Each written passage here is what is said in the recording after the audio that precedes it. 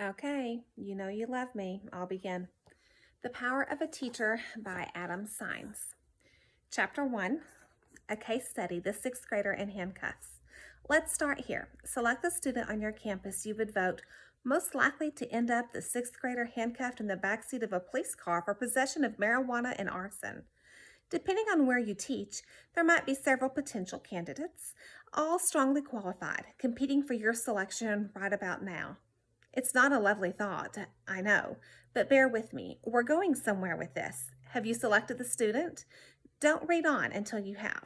Now hold that thought while I give you a little context. Where it all began. In 2008, the Texas Elementary Principals and Supervisors Association, TEPSA, asked me to present in the Distinguished Lecture Series at their summer conference. The idea was for me to address behavior management, always an in-demand training topic for educators, in the context of this new educational dynamic we are all learning about called Response to Intervention, RTI. My session was titled simply enough, What You Need to Know About RTI and Behavior Management.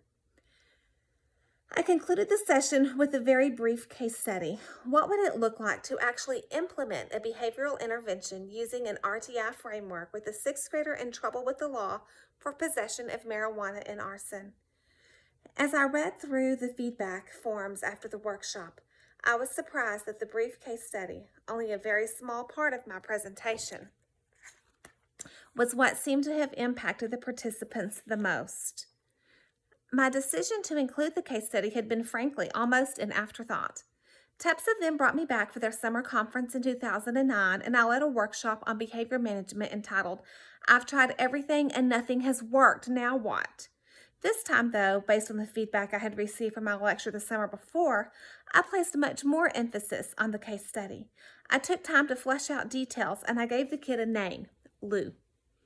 How does a sixth grader end up in handcuffs anyway? What were his parents doing or not doing at home? What were his teachers doing or not doing at school? At what point was a psychological evaluation warranted? Once the school did intervene, how would you even begin to think about measuring progress in a case like this? Again, the feedback was quite encouraging, reinforcing the idea that something about this particular case study resonated with hope for teachers. I had no idea then, but that case study, the sixth grader in handcuffs, would be the start of the power of a teacher. The challenge of teaching. Now back to your selection for most likely. Even though I've never met this kid, let's see how closely I can describe your most likely based on data alone. Demographically, this sixth grader is going to be an African American or a Hispanic male from a lower income single parent home whose family life is characterized by varying degrees of chaos, interaction with the legal system, and perhaps child protective services. Psychologically, he is sorely lacking in self-control and respect for boundaries, having learned to use physical and verbal aggression and intimidation to get what he wants and avoid what he doesn't. A chronically engaged coercive response set is how we might refer to it in psychobabble. Interested in modifying his behavior? Great, take your pick. Reward system or punishment, carrot or stick. Either approach will be increasingly less effective in shaping his behavior because he is, with each passing semester, growing more able to detach himself from what he truly wants and from what he truly fears. Imposed consequences, favorable or unfavorable, become irrelevant. Academically, he is functioning below grade level. He probably has been referred to the district special education for a psychological evaluation. Once he starts receiving special education services, even with that help, he actually becomes less likely to close that academic gap between himself and his general education classmates. Less likely than his general education classmates to eventually graduate, and more likely to be placed in an alternative school for students with conduct problems or to be arrested. Relationally, he is impacting you physically, and I don't just mean the obvious hitting or kicking. When you see most likely, your heart rate elevates, your palms sweat, your breathing becomes shallow and accelerated, and the muscles in the back of your neck tense. In essence, your body has been conditioned to engage in fight or flight mode in response to his presence, and when you call most likely's guardian in a desperate attempt to collaborate with the problem-solving process, if the current phone number is still a working number, It doesn't matter anyway, because the guardian has long since memorized every number associated with any phone in the district and won't answer. If you're lucky, you'll get the opportunity to leave a voicemail that you know will never be returned. Okay, so how close was I? I'd bet my Michael Jackson rookie card against a $5 bill that on the days you would want to quit teaching, on the days when you're wondering whether this whole thing really is worth it, most likely has something to do with it. Of course, it's not just most likely. Even though he has good days, your responsibilities as a teacher leave you with a myriad of other life-sucking demands that make you question your sanity for signing a contract to teach yet another year. Lesson plans, staff meetings with colleagues you wish you weren't your colleagues, parent meetings with parents who are eager to tell you why you're at fault, mediocre pay, little power in most decision-making processes, long days and nights. The list could go on. It is precisely in the context of that stress that I want you to take time not just to read, but to absorb this book. The dilemma you face is that your vocation, your calling as a teacher, places you between competing realities. On the one hand, you have the power to truly impact and change students' lives. And on the other hand, those life-changing transactions occur in a broader professional context that has the potential to absolutely wear you down. I believe this book offers a solution to that dilemma. The sixth grader in handcuffs revealed. Remember the case study I shared at TEPSA, the sixth grader in handcuffs who inspired us to consider you're most likely? That sixth grader was not a case study of a kid I saw for therapy. He was not a student I wanted to evaluate I was called to evaluate in a school setting. He was not just a kid I knew growing up. That sixth grader was me, Adam Lewis Saenz, or in those days, Lou. Let me tell you my story and why it matters to you as a teacher. My family lived in a working-class neighborhood on the southeast side of Houston near Hobby Airport. My dad worked days at a gas station a few blocks from our house, and he worked nights loading freight onto 18-wheelers. My mom worked as a bank teller. It was by no means a life of luxury, but my parents managed to pay bills, keep food on the table, and take the family on the occasional day trip to Galveston. Life was pretty simple for my older brother, older sister, and me. Go to school, come home, and do homework, then play outside until the streetlights come on. Happy as the child whose parents provide, protect, and direct. I was a happy child. I knew I would love school long before I was old enough to attend. I overheard my brother and sister tell my mom seemingly endless stories about school. Lost my place. What they learned or what they did at recess or a joke their teacher told. The night before my first day of kindergarten, I was so happy I couldn't sleep. Kindergarten did not disappoint. My teacher was Miss Tholen. We'll say Mrs. Tholen. She was wise, kind, noble, firm, and angelic. My classmates and I were asking 2 questions about this new experience of being in a classroom and having a teacher. The first question was, does my teacher care about me? The second question was, can I make my own rules?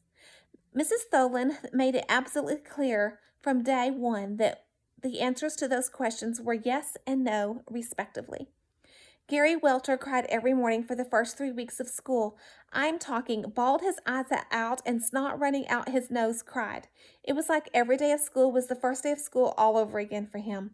By the end of the second week, I was ready for him to get over it already, and so was most of the class. I knew this because I took it upon myself to ask them. Every day, though, Mrs. Tholen would patiently wait with him at the door, smile, give him a hug, and say, "We are your friends, Gary. We're so happy to have you here today." Yep, she cares. Even though in my heart I knew Mrs. Tholen didn't have a class favorite, I was secretly jealous of Monica Severs, who seemed limitless in her capacity to impress Mrs. Tholen. If Monica wasn't writing the alphabet with penmanship the rest of us could only dream of, she was out at recess sharing cupcakes that she had cooked in her easy bake oven. One day, Monica was discovered to have borrowed Mrs. Tholen's markers, which Mrs. Tholen had repeatedly instructed us were off limits for students.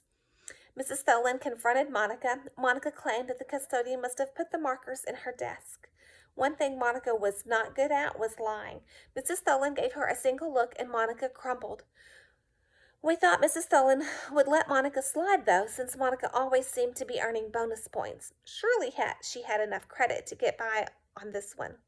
Mrs. Thulin would have no part of that. Rules were rules. She immediately summoned Monica to her desk and issued the consequence. Monica would have no morning or lunch recess. Monica was devastated. I don't remember her ever borrowing markers again. Nope, I can't make my own rules. Mrs. Thulin's consistency left no doubt in our hearts and no mystery in our minds about the nature of our relationship with her. During the first week of school, Mrs. Thulin let each student borrow a book from her personal library, and I picked Curious George Flies a Kite. I was fascinated by the cover, a monkey holding a huge yellow and white striped kite, which looked to me like a good story waiting to happen. Several times over the course of the next few weeks, Mrs. Thulin would ask me how the book was coming, and would I share with enthusiasm about the crazy things George would do, how he was constantly getting into trouble, and how no matter what George did, the man with the yellow hat was always kind to him. At the end of the first 6 weeks, Mrs. Thulin stood before the class and announced that the class was to have a special treat. For the morning reading time, instead of Mrs. Thulin reading from our daily reader, Lou was going to read Curious George Flies a Kite. I was thrilled. It was a command performance, if I do say so myself, and I nailed it, cover to cover. I felt capable and confident. I sat next to Mrs. Thulin at lunch later that day. As we settled into our sandwiches, she looked at me and smiled.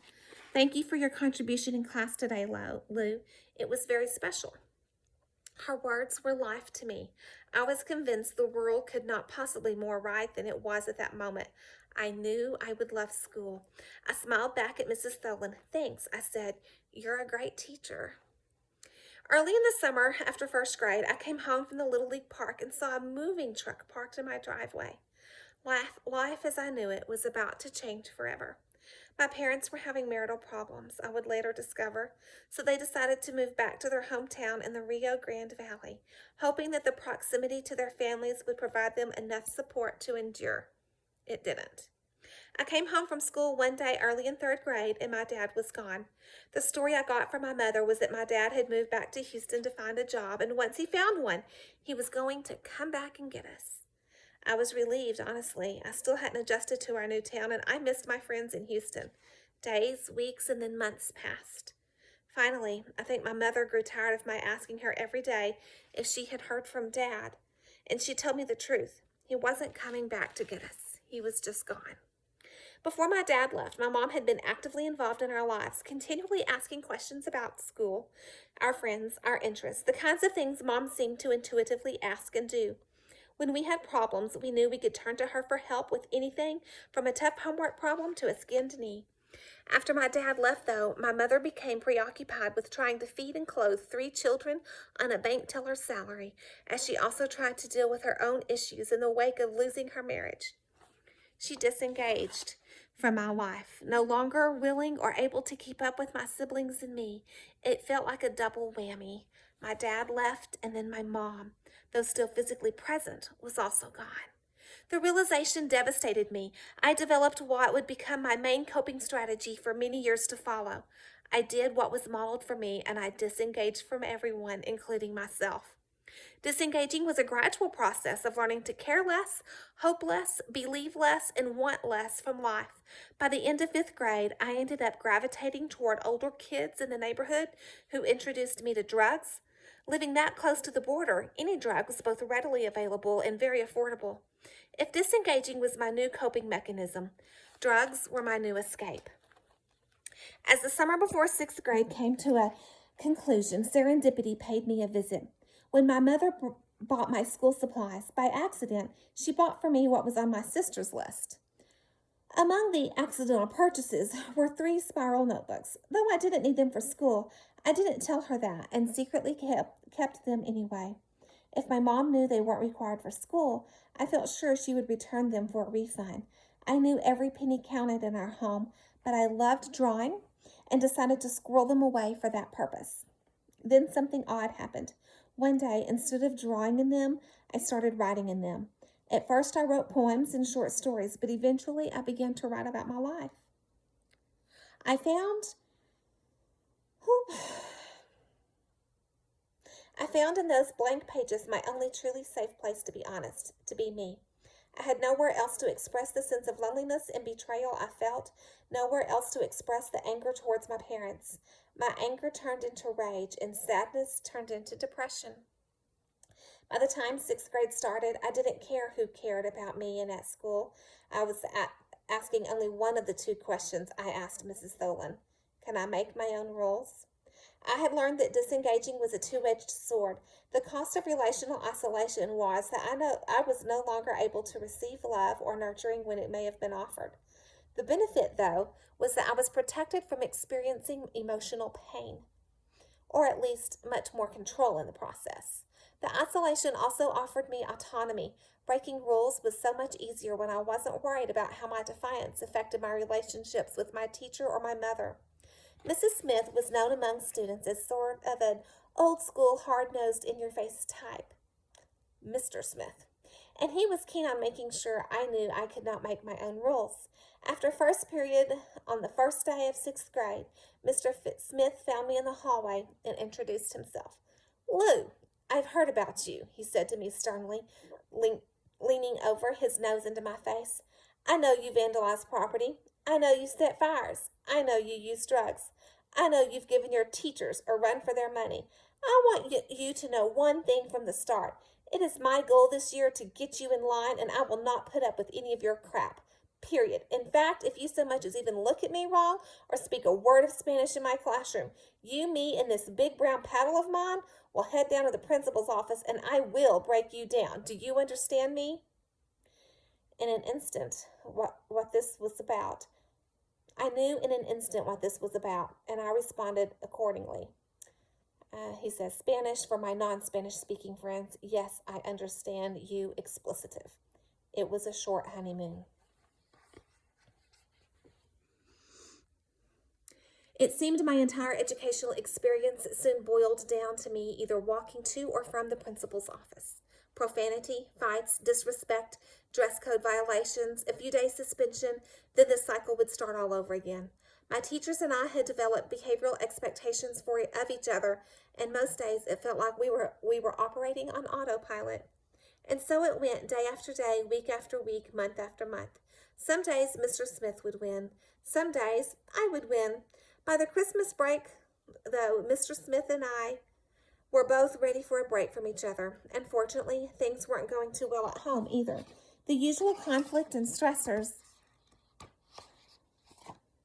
only with greater intensity.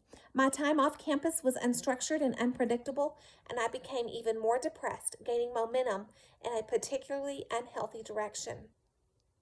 My new year started in January with the after-school detention I was scheduled to serve for my most recent pre-holiday infraction. I had arranged to meet with some older friends after detention to get high in a small abandoned A-frame house near the edge of town. We just called it the party house. To our surprise, the police arrived. When they heard our mad scramble inside, they drew weapons and surrounded us. My friend was carrying most of the drugs, fled on foot, but two other friends and I were cornered and handcuffed. It all happened so quickly it felt surreal, like a dream. My head was spinning. But I still remember the pain of the handcuffs digging into my wrists as the officer loaded us into the back seat of the cruiser. I tried to stand with my feet on the floorboard and my shoulders on the top of the seat to keep the handcuffs from cutting into the top of my hands. Both my friends slumped forward in the back seat, hiding their faces as the officer took the long route to the station through downtown because he wanted to take a joyride. At the juvenile detention facility, my older friends represented the possibility of access to the proverbial bigger fish for the police.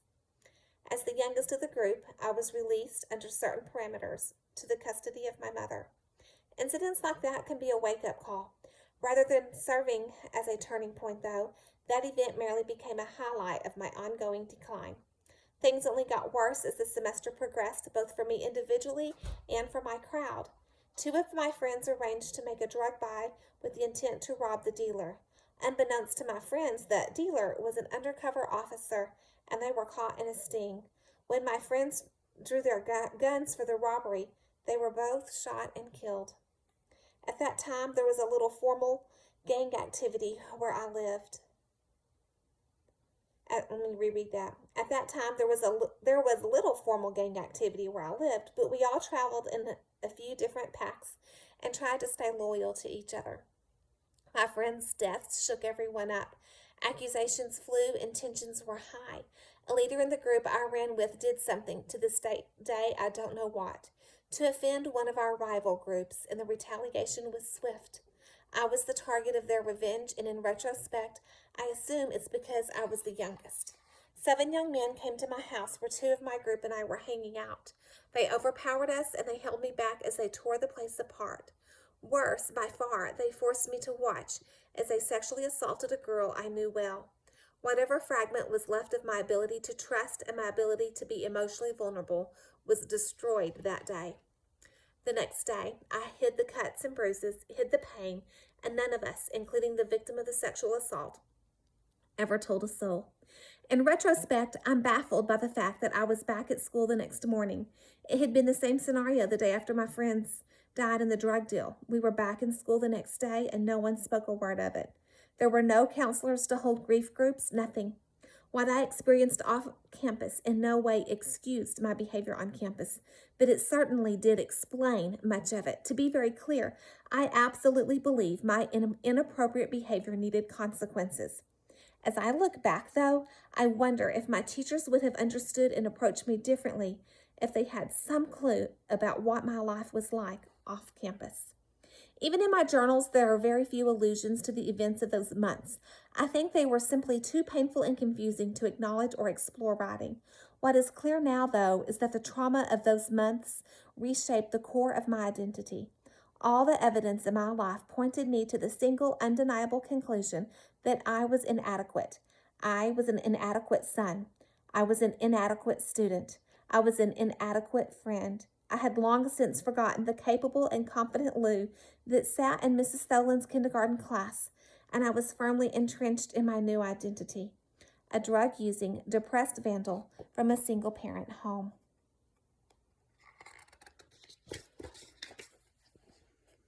By that point, my mother knew things didn't look good for me. Desperate to salvage my remaining childhood years, she found a way out for me, a family friend. He and his wife were teachers, heard of my difficulties, and offered to take me in.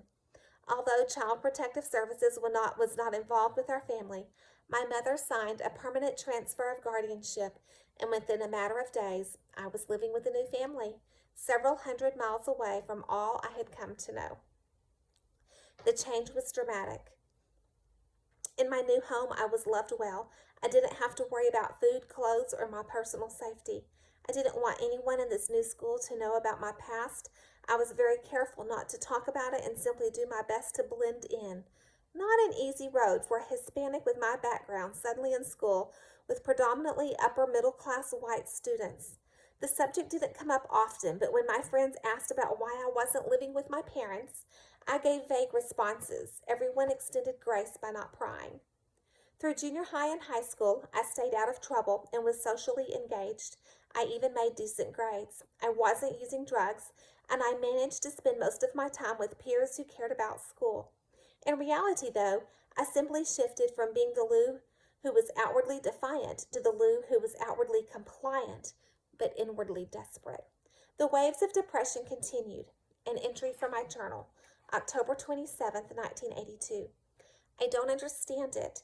There's just this darkness all around. I can't get past it. I never know when it's going to come up. And when it comes, it stays for days. I dreaded high school graduation. The family I was living with had been very good to me, but when I turned 18 and graduated, I knew I would be on my own. I had a sneaking suspicion that the demons from my past, which really only teased me throughout high school, were patiently waiting to do real damage once I was living independently. Just as I feared, after I graduated and moved out on my own, the bottom fell out. I had struggled with depression for many years, but now I was also beginning to experience symptoms of anxiety, sleep difficulties, racing thoughts, and heart palpitations. Once again, I turned to street drugs to self-medicate. I had no real sense of the future. I simply hoped to make it through each day. I was sleeping on the living room floor of a co-worker's apartment, and everything I owned in the bottom half of his hallway closet. My journals were my most valued possession. One evening, after a particularly dark day, I found myself alone in the apartment reading through these records of my life. As I opened one of the journals, two pieces of paper fell out, letters written to me by two of my high school English teachers just before graduation. These are excerpts from each letter. You were extremely talented and intelligent, but most importantly, you have a good heart. I know you will use your talents to help your fellow man, and that is the most satisfying life that a person can have. Joe Ellen Exley. Don't quit writing, especially in your journal. Someday it may be the basis for your book. You have insight, sensitivity, intelligence, and maturity beyond your tender years. Keep on analyzing and thinking. You are so adept at it. But most of all, keep on being you. You are a special person. Polly McRoberts. Until that night, I had completely forgotten about those letters. Yet as I sat there reading and rereading them, lonely, anxious, and mired in depression, something clicked. I thought back to my experiences in Miss Exley's and Mrs. McRoberts' classes. I knew they cared, and I knew I couldn't make my own rules. I also knew they were honest. They would not write anything to me that they didn't truly believe, and I knew I could trust them. In that moment, somehow, I simply chose to take them at their word, and I accepted their assessment of me. For the first time in a very long time, maybe ever, I believed that their words just might be true. I believed that I was done being Lou. Just for emphasis, it was only for myself. I decided I would start going by my first name, Adam. It was time. I enrolled in one college course, Introduction to English, at the University of Texas in San Antonio. Immediately, though, I was overwhelmed with fear. How would I pay for tuition or books? How would I get to class? Even after discovering financial aid, I was attacked by fear again when I actually stepped onto campus. I felt like an obvious imposter.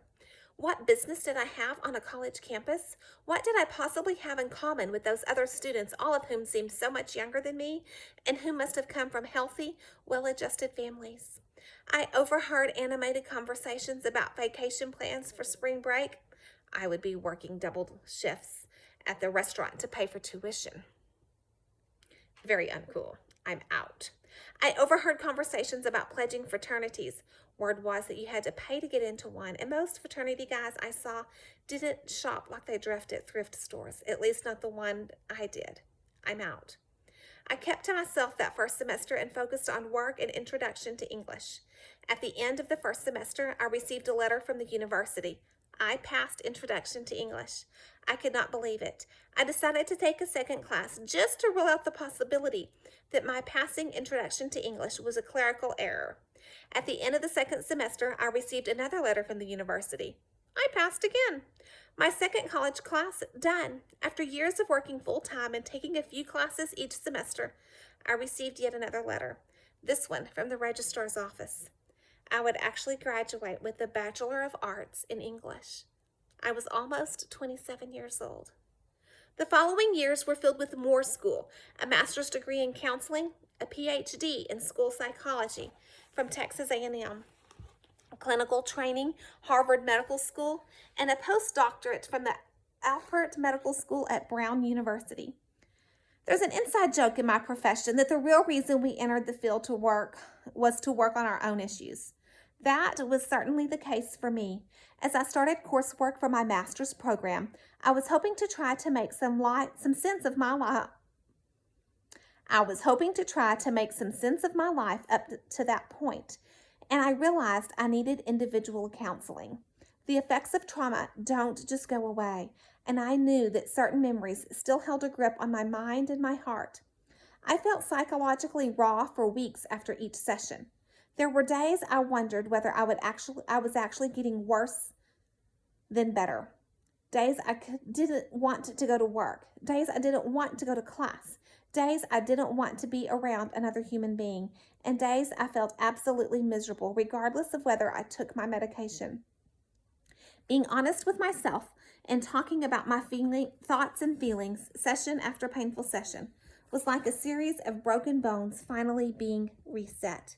The process was not pleasant at all, but it was essential for my proper healing and growth. In the end, I found truth and it set me free. My parents' divorce? Not my fault, not my responsibility. My friend's murder? Not my fault, not my responsibility. The sexual assault?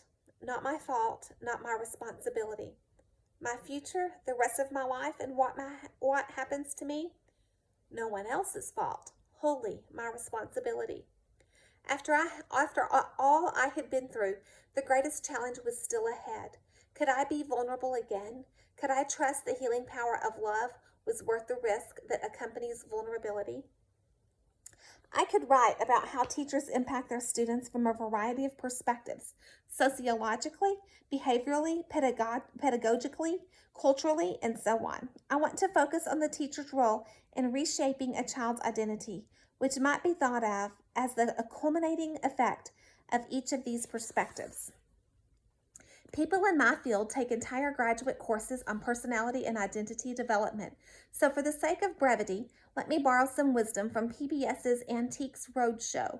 The show's website describes it as part adventure, part history lesson, and part treasure hunt. The premise is simple. Take your item to the appraiser and let him tell you whether you have a valuable antique or junk. My favorite vignettes are ones in which the owner thinks she has an item that is junk that, upon appraisal, is found to be of great value. My husband uses this lamp in the basement for his workshop, but I've always wondered about where it came from. We bought it at a garage sale in 1982 for $5. Then the appraiser will discuss the item's distinguishing qualities and conclude with something like, "This is an example of this series. If it were to come up at an auction, I would estimate its value at $60,000. You should probably get it insured for that amount, and by all means get it out of your husband's workshop." I love those moments because they remind me of a very simple but fundamental human truth, one that is crucial for teachers to know and remember. In a nutshell, that truth is this: identity and perceived value impact function and behavior. If I believe my lamp is worth $5, I will treat it like a $5 lamp. If I believe it's worth $60,000, I will insure it, protect it, and invest myself in its preservation. The same is true for people. If I believe myself to be of little value, I behave accordingly. If, however, I believe myself to be valuable, to have the ability to matter to the world around me, I live as though my choices matter. It is true as well. The feedback loop, then, is that how I perceive and understand myself play a critical role in the choices I make about my behavior. How I behave, in turn, impacts how others respond to me. How others respond to me then impacts how I perceive and understand myself.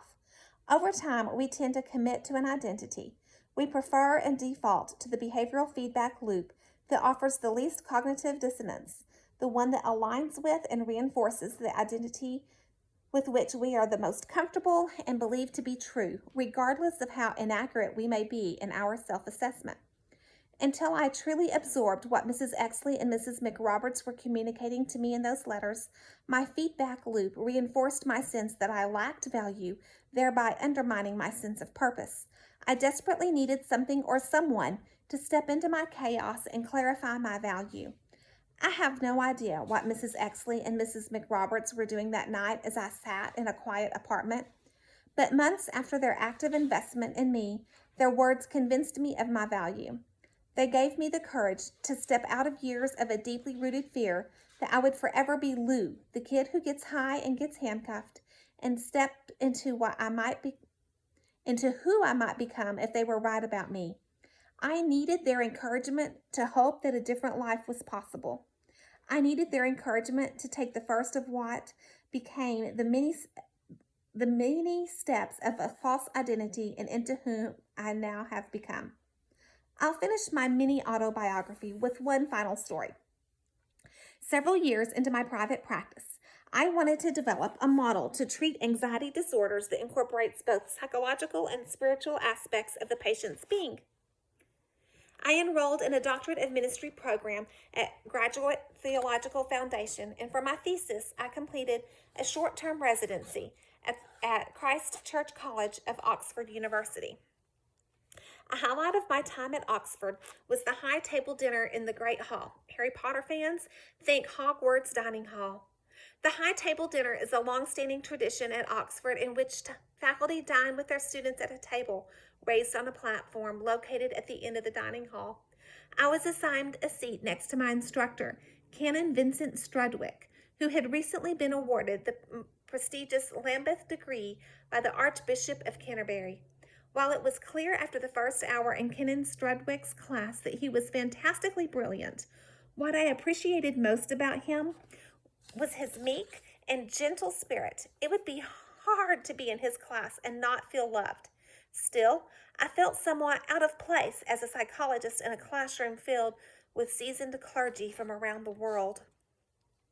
As we settled into the entree of our 4-course meal, Canon Strudwick looked at me and smiled. "Thank you for your contribution to the class discussion, Dr. Saenz," he encouraged me in his high British accent. "As a psychologist, you bring us a unique perspective. It's refreshing for us theologians, and I believe it makes our shared experience in the classroom all the richer." In an instant, I flashed back to the meal I had shared with Mrs. Tholen 35 years before, a memory I had long since forgotten. I was immediately overwhelmed by a flood of emotion, and I fought the lump in my throat. "Thank you for saying so, Canon Strudwick," I managed to respond. Then I smiled and added, "You're a great teacher." Why I wrote The Power of a Teacher. Statistically speaking, I am an outlier. Outliers are bits of data that don't end up on the data grid when we think that where we think they ought to, based on how the variables we're observing have interacted in past cases. Outliers can be something of a flashing dashboard light that prompt us to wonder what happened, specifically to make this one piece of data end up way over here alone when the rest of the data is huddled way over there, nicely and predictably where we expected it to huddle. When we pay attention to outliers, we stand to learn more about the cause and effect relationships among the variables we are observing. I didn't realize it at the time, but when I shifted in that TEPSA workshop from presenting research to simply sharing my story, the session became less about the knowledge and information I could offer educators as Dr. Saenz and more about the encouragement I could offer educators as Lou, a kid whose life was deeply impacted and whose direction was profoundly changed by teachers. The takeaway lessons for me as a psychologist and trainer was clear. While teachers may need additional knowledge and information to be effective, RTI today, who knows what next year, most of all, teachers need hope. They need a reason to believe, or maybe they just need a reminder that it really is worth their while to invest their resources, their time, their money, their energy, their relationships, their lives, not just in teaching, but in teaching well. In 2010, the global financial institution ING conducted a survey in conjunction with the National Teacher of the Year award. They found that 88% of the 1,000 Americans aged 18 or older who were surveyed identified at least one teacher who had a significant positive impact on their life. 98% believed that a good teacher can change the course of a student's life. In fact, teachers were second only to immediate family as the group having the greatest positive impact on the lives of those surveyed as they grew up, even ahead of close friends. So what began as a case study at a workshop evolved into a book you're now holding in your hands. As an outlier whose life trajectory was forever changed by teachers who cared, I wanted to write a book to encourage educators, to remind them of their power, both in the lives of the students they teach and in their own lives, and to equip them to maintain the wellness and balance in their lives that will empower them to live into the greatest potential of their calling. What to expect? I want you to teach from a place of well-being. What I've realized working with clients in both private practice and school settings is that when we don't maintain well-being in critical areas of our lives, we, to again put it in psychobabble, decompensate, which refers to a breakdown in the coping systems we keep in place to make our lives function. At the point of decompensation, information and knowledge about what we should be doing to live effectively become increasingly useless. We further slide into a state of decompensation the more we lack the capacity to actually do what we know we should do. The vicious cycle. As we decompensate, we become less effective. As we become less effective, we become more anxious. As we become more anxious, we decompensate even further. And on and on that cycle continues. The teacher caught in this cycle is at risk for losing touch with the profound vocational calling to impact students' lives, tragically trading it for not much more than a willingness to tolerate the job because it provides a paycheck and benefits with summers off. How do we break down the decompensation cycle? We return to, or find for the first time, a place of personal wellness. The Power of a Teacher is a wellness guide designed to help you find balance and peak experience in your role as a teacher. After you read about the 5 core areas of well-being, you'll take the Teacher Wellness Inventory, a 50-item assessment designed specifically for teachers that measures well-being in the occupational, emotional, financial, spiritual, and physical areas of your life. The assessment reveals to what degree you are living a balanced life and identifies areas of weakness to target for growth. Change, even change for the better, can be overwhelming. Not to worry. You'll read about the psychological dynamics that maximize your ability to make the changes you need. The change organizer will guide you through a step-by-step process of prioritizing goal setting and establishing support and accountability in the areas of your life that need attention.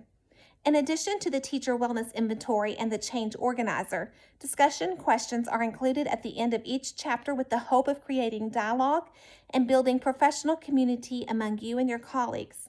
Maybe an exercise for you and your co-teacher, maybe for the teachers at your grade level, maybe for your entire campus. A quick note about the discussion questions. My experience leading group discussions tells me that most people don't like going first when answering questions like these, so I decided I would go first. After each question, I have written my responses, being as vulnerable and brutally honest as I know how to be. You get to go second, and I hope you will find the courage to be honest with yourself and your colleagues. Finally, at the end of the 5 chapters about specific areas of well-being, you will find a brief story about someone whose life was changed by a teacher. These are the encouraging stories I worry teachers don't hear enough of.